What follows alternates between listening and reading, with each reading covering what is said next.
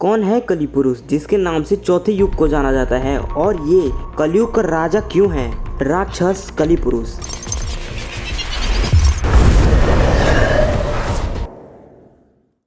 नारायण मित्रों, सब ठीक तो है? हम इस वीडियो में 4 युग के बारे में जानने वाले हैं।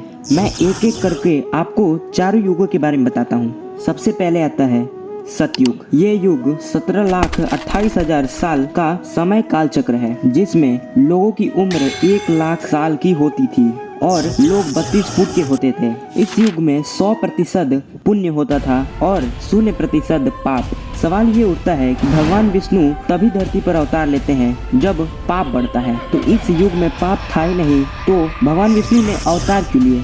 मैं बता दूं आपको कि जब ब्रह्मदेव ने इस सृष्टि का निर्माण कर रहे थे, तब उन्होंने संतुलन बनाने के लिए अच्छे चीजों के साथ साथ दैत्यों और राक्षसों का निर्माण किया, जो कि शंखसूर, हिरण्याक्ष, हिरण्यकश्यप, ये तीनों राक्षसों का वध करने के लिए भगवान विष्णु ने वराह अवतार, नरसिंह अवतार और कूर्मा मत्स्य अवतार लिए थे। इस युग का अंत बहुत साधारण तरीके से हुआ था। जिस क्षण भगवान राम का जन्म हुआ, उसी क्षण सतयुग खत्म और एक और नए युग का शुरुआत हुआ, जिसका नाम त्रेता युग था। ये एक ऐसा युग है जिसमें लोगों की उम्र 10,000 साल और जिसमें 75% पुण्य और 25% पाप हुआ करता था। त्रेता युग 12,96,000 वर्ष का एक समय काल चक्र था, जिसमें वामन अवतार, श्री राम और परशुराम अंश अवतार लिए थे और रावण, कुंभकर्ण, मेघनाथ, वाली जैसे राक्षसों का आतंक देखकर भगवान विष्णु अवतार लिए और उनका वध किए। और श्री राम जब सरयू नदी में अपना प्राण त्यागे, तब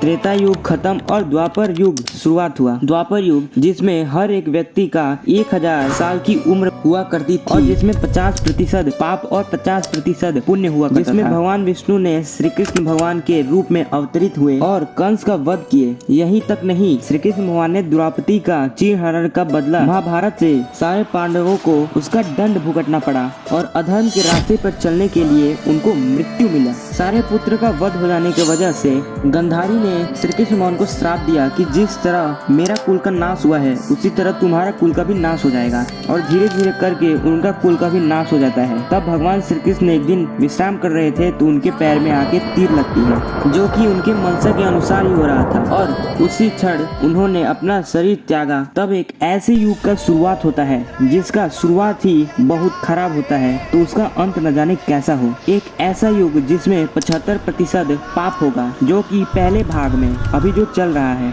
और अंत में न जाने क्या हो। अंत में इतना पाप और घोर अत्याचार बढ़ जाएगा कि भगवान को सब कोई भूल जाएगा। उनका नाम कीर्तन कहीं नहीं होगा, उनको याद करने वाला इस दुनिया में नहीं बचेंगे, जो कि मात्र 4,32,000 सालों का काल चक्र होगा।